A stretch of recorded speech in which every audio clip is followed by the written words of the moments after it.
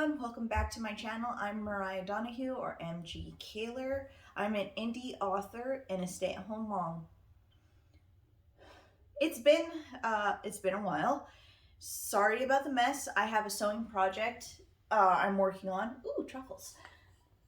I have a sewing project that I'm working on, and everything is on my desk because of that. So, yeah, I am in my grungy, relaxing, comfy clothes because I can't be bothered to get into something nice for this introduction because this is the third time I filmed this introduction. So, let's get this over with and get this video finished that should have been finished in October. So, sewing with a new baby is really, really hard.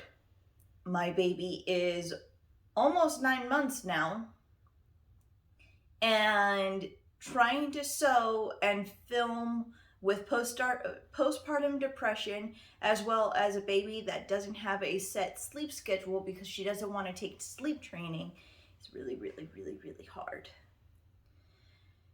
So I finally finished this project last month, and I'm just barely finishing making this video today, as from the time I'm filming this introduction. I wanted to make a suspender style skirt in the vague inspiration of this image here. This skirt I found while I was perusing both Pinterest and Wish.com. This was around 2017, so it's been a while, but it's a skirt that I've always wanted, and I do want to make a different style skirt that kind of matches the aesthetic. This was a great first time project. I did make a couple of mistakes, but that's okay. I learned from them, and I'll explain to you during the reveal of the different mistakes. Now, this is not a tutorial. This is just me talking through my process of me making the skirt. So let's start with the design.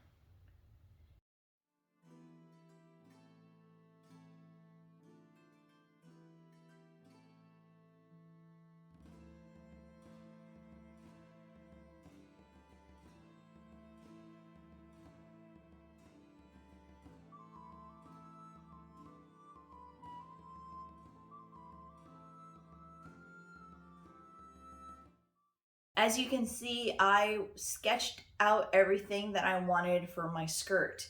I did the suspenders. They have buttons attached to the waistband. The waistband itself has the buttons. The straps for the suspenders have buttonholes, so I can adjust them freely. Next step for everything else was to cut up the pieces. And here's a little diagram of how I cut the fabric.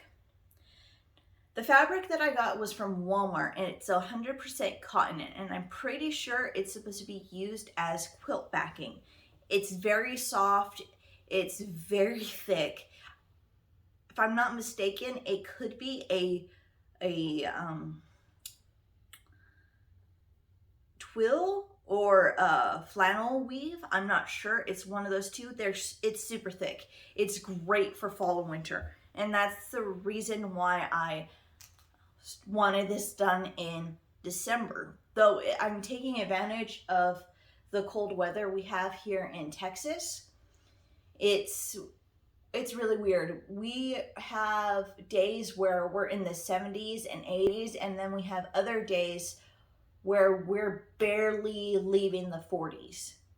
Once I've gotten the design down of how I was going to lay out the cutting, I tried to match everything with the plaid. I tried to get everything to line up with the plaid. And I didn't actually use proper measurements. I probably should have. It would have made pleating so much easier, but I also was in a rush to get this done. when I remake this skirt, I'm either going to do a circle skirt and pleat it or gather it, because what I did just was complete and utter chaos. You can also do this in like I did, where you measure the fabric on your person or with yarn. I got 3 yards of this fabric because I wanted it to be 3 times my waist measurement. When I was first designing this skirt, my waist was at 40 inches, and I thought it would be just slightly under 3 times my waist if I got 3 yards, which allowed me to have a very nice length skirt, as well enough fabric to gather and make it kind of poofy. Because of the layout, I was able to have enough for waistband, suspenders, and what would have been enough fabric for the beret, but that failed.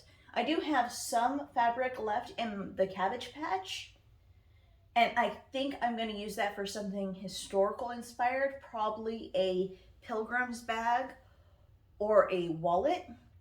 I'm not sure yet, but there's only enough fabric in there for like a bag, maybe. The waistband had interfacing iron to it. This is the fusible type. I've had this in my stash for about 2 years now, and I'm just barely getting to the point where I need to buy new interfacing.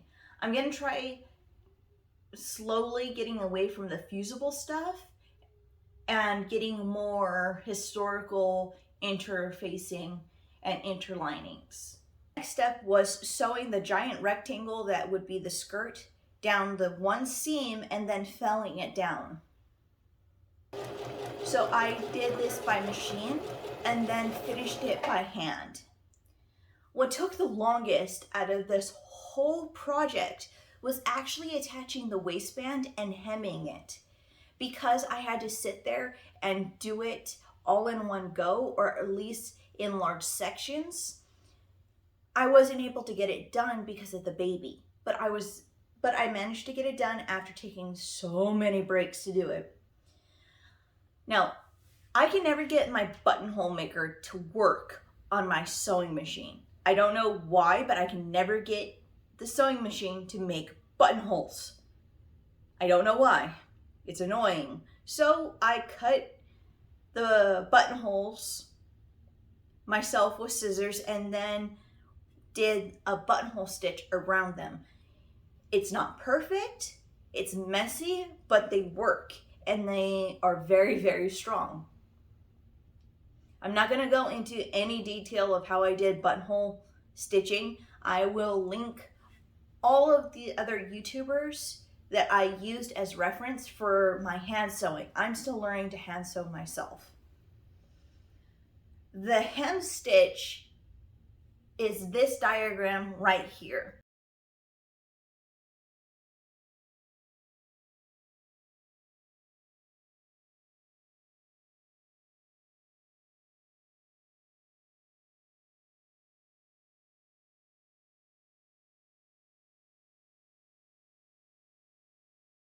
One of my modern skirts has the exact same hemming that I used for this, and I was surprised because I haven't seen this in modern clothes, at least where I purchase modern clothes.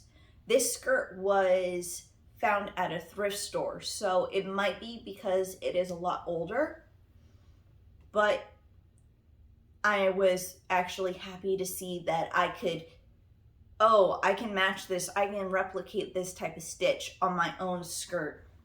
Now let's talk about the reveal.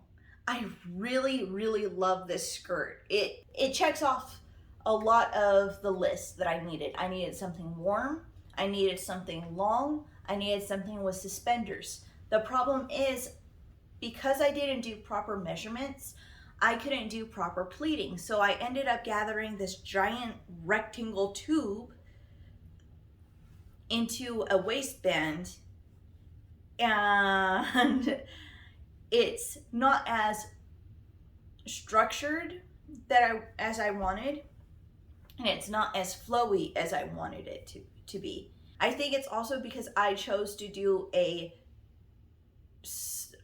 tube style skirt where I took the rectangle and sewed it together into a tube, as opposed to buying a more yardage and trying to make a circle skirt out of it. I could have gotten away with maybe making a circle skirt if I cut the yardage into individual panels, but I was trying to be cost effective. Now I have enough fabric that I can redo the skirt. I can rip the seams and I can remake the skirt. Do I want to? I'm not sure yet. I know that as soon as I get to where I want to be health-wise, my stomach probably won't have the belly that it had postpartum, and that's the goal. Because of this, I know for a fact I'm going to have to reduce the waistband. This is going to be simple. All I'll do is rip the seams, cut off the ends, redo the ends, and sew it back to the skirt. That's not the problem. The problem is how I'm going to fit the skirt back into the waistband.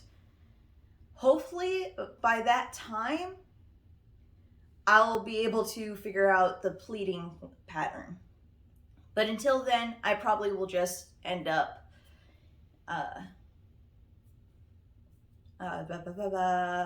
gathering it again.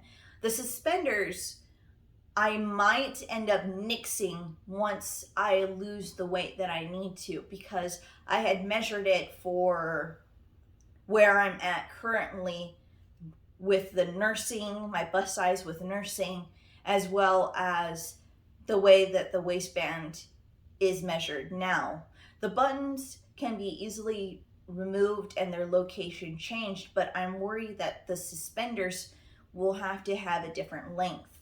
And I don't have enough fabric to do that unless I take fabric from the bottom hem and use that as the new suspenders. We'll figure it out when that time comes, but overall, I really, really, really like this skirt. It's definitely not the aesthetic that I wanted. I wanted more cottagecore, and this ended up being more dark academia. But I kind of like it. It's great. It's warm, and I'm starting to see that maybe dark academia will be my fall and winter aesthetic, while cottagecore and more key being my springtime summer aesthetic, because I like both of them. Or I might just call it something else, like maybe witchy core or Hogwarts core or time traveler core, because I want to add fantasy elements as well as medieval elements and elements from the 18th century all in my wardrobe, and hopefully I can make it cohesive. Anyways, this video is taking a long time. I'm gonna end it here, and I'll see you in a couple of days when I post another video. And let's get the new year started with me being on a proper videoing schedule. Anyways, see ya!